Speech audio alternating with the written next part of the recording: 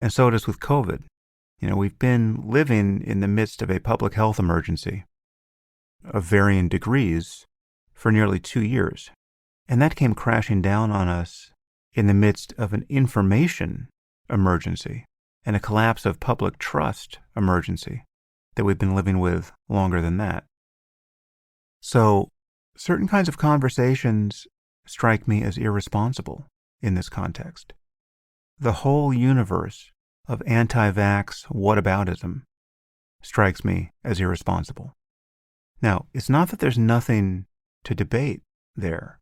This has been an evolving situation from day one, right? There were things we didn't know in the first months of the pandemic, which we now have a very good handle on, right? And it was appropriate to recalibrate our response to this and our beliefs about what was reasonable to do.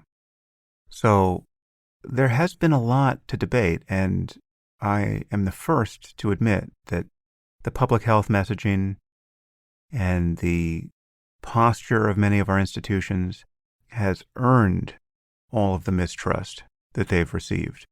It's just been awful. And there is a lot to debate.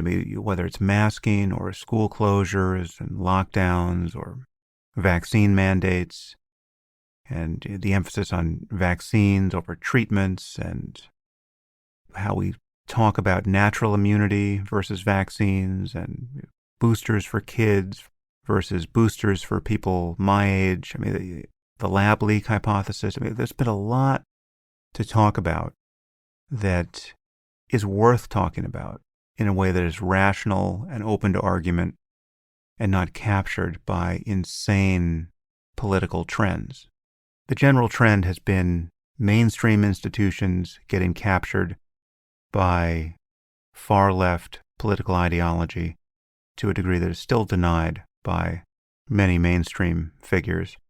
But that capture has produced this kind of death spiral of public trust in these institutions disproportionately on the right. So none of that has helped, and you've heard me talk about all of that ad nauseum on previous podcasts.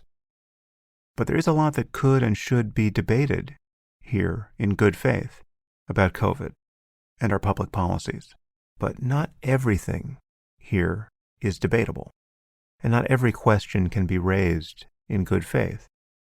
And more important, not everything can be debated responsibly in the middle of a pandemic, right? Where you have thousands of people dying every day. And in many cases now, certainly since June of last year, dying quite unnecessarily. I don't know what the current tally is that anyone who might be skeptical of this claim would be tempted to believe. I've seen figures as high as 200,000. But at minimum, given the difference that we know vaccines make, there are tens of thousands of people who did not need to die, who did die because they didn't get vaccinated.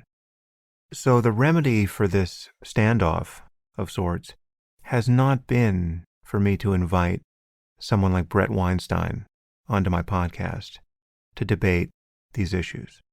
I don't actually see that as the right thing to do at this moment. It's not to say that there can't be a postmortem done on this at some point, but there are certain things that simply were never in doubt and only became clearer as time has moved on. Again, to take both topics.